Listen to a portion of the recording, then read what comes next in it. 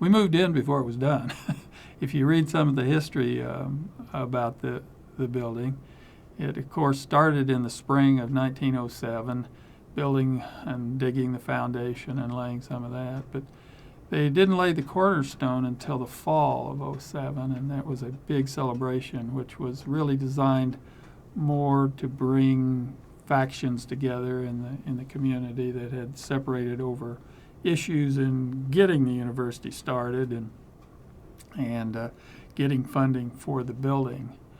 So it had been under construction a while before the cornerstone went in place.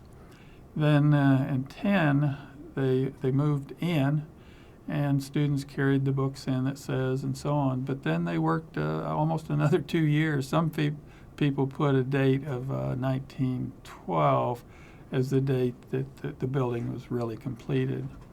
The trim at that time is said to have been in a dark green, of course, was a change from the original red and white colors of the university. And some things, I guess, had to be corrected and redone even back then. The classic picture that I love so much is when they had finished the new Wabash Station. It used to be a wooden structure. In 1906, they rebuilt it and made a nice brick structure, which is still there today, and I'm hoping that we can save that building and do something valuable with it. It's a treasure. It's an icon.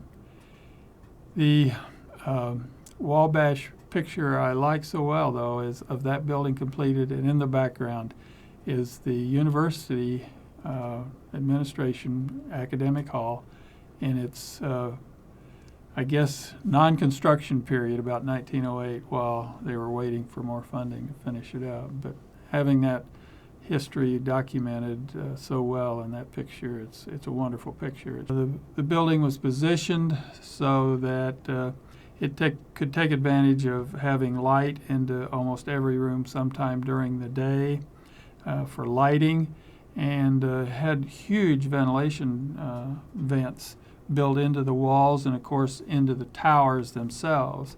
Now, those towers have been blocked since with elevators and some rooms and so on.